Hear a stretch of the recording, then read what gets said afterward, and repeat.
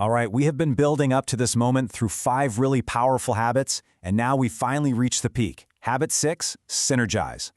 When you truly get it, synergy is the highest activity in all of life. It's the ultimate test of all the other habits put together. It's all about creative cooperation.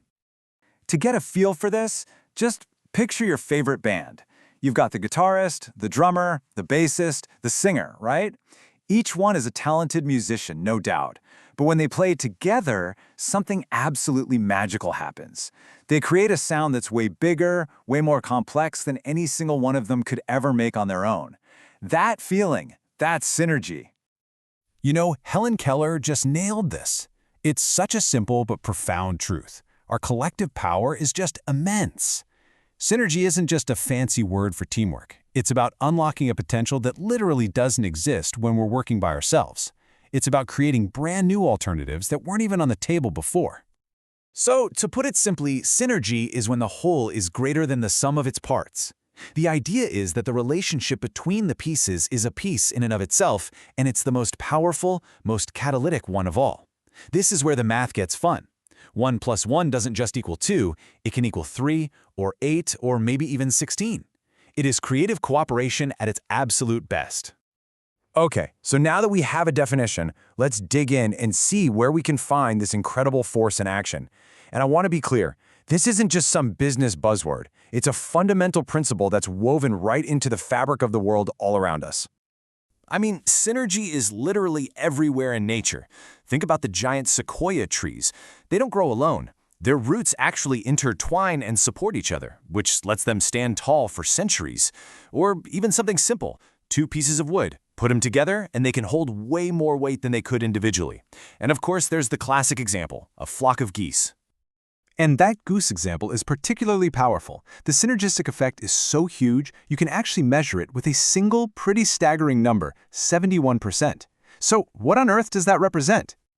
That's the increase in flight range the entire flock gets just by flying together in that V formation.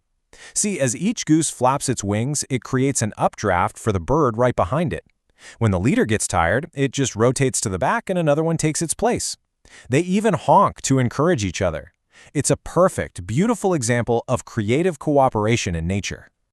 Now, it is absolutely crucial to separate synergy from something we often settle for, compromise. In a compromise, 1 plus 1 kind of equals 1.5. Both sides give something up. It's a transaction. Synergy, on the other hand, is a complete transformation. It's when 1 plus 1 equals 8 or 16 or even more. It creates brand new solutions that are way better than what anyone came up with on their own. So how in the world do we achieve this incredible outcome? Well, the path to synergy demands a huge paradigm shift, and it all hinges on one core idea. We have to learn to see our differences not as a problem, but as our greatest strength. There are really 3 levels to how we deal with diversity. At level 1, you shun it. These are people who are afraid of differences. Level 2 is where you tolerate it. The motto here is kinda, you do your thing, I'll do mine. You avoid conflict, sure, but you also miss out on all the creative potential. But level 3, this synergistic level, is where you celebrate differences. These are the people who genuinely value different perspectives and see them as a huge advantage. And this just says it all, doesn't it? Covey writes, the essence of synergy is to value the differences, to respect them, to build on strengths, to compensate for weaknesses. It's not about being the same. Sameness is uncreative, it's boring. The real magic happens when you combine unique points of view. This brings us to a really fascinating question, and it gets right to the heart of this whole thing. Is it possible for 2 people to look at the exact same thing, completely disagree about what they're seeing, and both be right? The answer is a big, fat yes. Because the issue isn't logical, it's psychological. Those famous optical illusions, is it a young woman or an old woman? Both images are right there, made of the exact same lines. We see the world not as it is, but as we are. And once we really, truly grasp that our own perspective is limited, we start to realize how incredibly valuable it is to see through someone else's eyes. Okay, so if the mindset is valuing differences, what's the method? How do we actually go from a heated disagreement to a synergistic outcome? Let's walk through the practical how-to of finding what's called the third alternative. Let's use a classic, super relatable conflict. The husband has been planning a family fishing trip all year long. The kids are excited. but the wife wants to use that exact same time to go visit her sick mother. Both have really good, important reasons. This feels like a classic win-lose situation, or maybe, at best, a really lame compromise is on the horizon. So here is the crucial point. The problem isn't the disagreement itself. The real trap is the either-or thinking. It's that assumption that it has to be my way or your way. That mentality just forces us into fighting or giving in or compromising, and in every single one of those scenarios, somebody loses. Synergy offers a better way. And here is the action plan to find that way out. You start by defining the problem from a shared point of view. It's not you versus me, it's us versus the problem. Next, you seek first to truly understand their way. Then, you have the courage to share your way. From there, you brainstorm new options together. No criticism allowed. And finally, you work to find the highway, that awesome synergistic solution that bubbles up from the process. And once the couple in our example started looking at the problem together, just look at the ideas they came up with. Instead of digging their heels in, they started exploring brand new possibilities. Could they find a campsite near the mother? Could one person join late? All of a sudden, the creative energy was totally unlocked. And here's where they landed. They found a campsite near the mother's home. The husband and sons could still go fishing. The family could spend time together outside, and they could all visit the mother.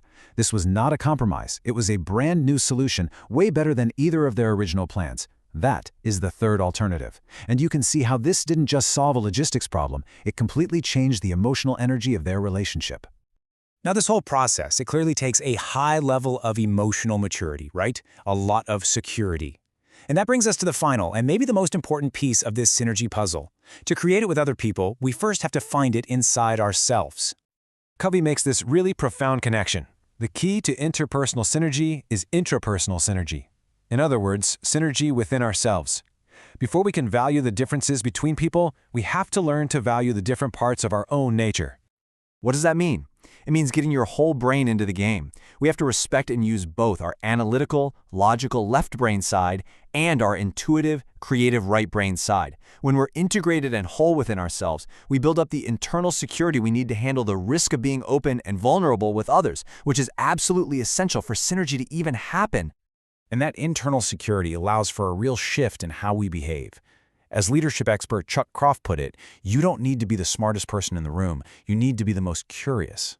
See, when you're secure, you don't feel the need to defend your position. You can be genuinely curious about other perspectives. And that is how real breakthroughs happen. So, let's end with this thought. The next time you find yourself in a disagreement, instead of seeing a battle that needs to be won, try to see it as an opportunity for creation. Ask yourself this question: what amazing, undiscovered third alternative is just waiting to be found?